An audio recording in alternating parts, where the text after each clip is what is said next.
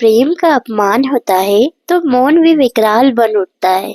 जब तप का अपमान होता है तो धैर्य भी तांडव करने लगता है और जब शिव मौन तोड़ते हैं तो जन्म होता है वीरभद्र का। आज मैं आपको वीरभद्र अवतार की पौराणिक कथा सुनाने वाली हूँ। वीडियो अच्छा लगे तो लाइक जरूर कीजिए। प्रजापति दक्ष ब्रह्मा जी के पुत्र स्वर्ग के एक भव्य दरबार में सभा बुलाते हैं।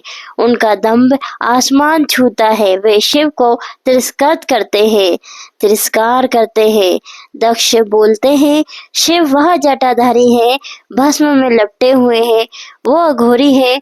ऐसे को कौन भगवान मानता है, कौन देव मानता है। प्रजापति दक्ष ने एक विराट यज्ञ का आयोजन किया, लेकिन जानबूझ के शिव को आमंत्रित नहीं किया। सती, जो शिव की पत्नी और दक्ष की पुत्री थी, अपमानित हो उठी। जब उसके बाद सती बिना बुलावे अपने पिता दक्ष के यज्ञ में पहुंच जाती हैं। वह उनका और शिव जी का अपमान करते हैं।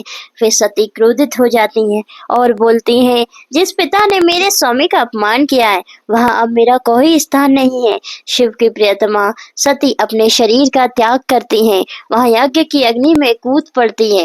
देवताओं में सन्नाटा छा गया। फिर होता है शिव का विकराल क्रोध।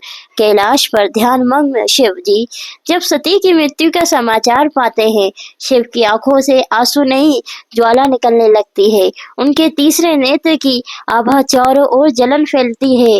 वे पृथ्वी को नष्ट करने के लिए तैयार हो जाते हैं, लेकिन उससे पहले शिव गर्जना करते हुए बोलते हैं, जहाँ प्रेम का अपमान होता है वहाँ न्याय स्वयं अवतार लेता है। फिर वीरभद्र का जन्म होता है। वीरभद्र प्रकट होते हैं। शिव अपनी जटाओं को पृथ्वी पर पटकते हैं। धरती कांप उठती है। आकाश बिजली से चीर जाता है और वहीं से प्रकट होता है वीरभद्र। उनकी आंखों से अग्नि निकलती थी।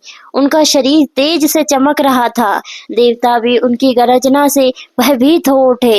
वे थे भगवान शिव का क्रोध में अवतार वीरभद्र। वीरभद्र भयानक स्वर में बोले, मैं न्याय हूँ, मैं विनाश हूँ, मैं वीरभद्र हूँ।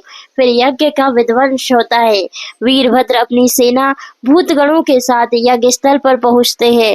देवता, ऋषि, यक्ष सभी भयभीत हो जाते हैं।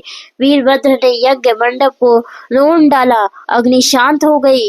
देवगण भाग खड़े हुए और अंत में वीरभद्र बोले, जो शिव का सम्मान नहीं करता उसका मस्तक उसके शरीर पर नहीं रह सकता। और उन्होंने दक्ष का सिर काट डाला। उस क्षण आकाश गूंज उठा, संपूर्ण त्रिलोक कांप उठा। फिर हुआ करुणा का अवतार। देवताओं और ब्रह्मा जी की प्रार्थना पर शिव प्रकट होते हैं। शिव आए, शांत थे लेकिन गंभीर भी थे। उन्होंने वीरभद्र को वरदान दिया, तू मेरा रूप है, मेरा ही अंश है। फिर उन्होंने दक्ष के शरीर को बकरे का सिर देकर पुनर्जीवित किया। यही है शिव जी संहारक और करुणामयी दोनों। वीरभद्र अवतार केवल विनाश नहीं था, वह न्याय था। वह संदेश था, जहाँ अपनापन होगा, प्रेम का वहाँ जन्म लेगा तांडव। शिव प्रेम है, लेकिन उनके प्रेम का अपमान जो करेगा वो संहार बन जाता है।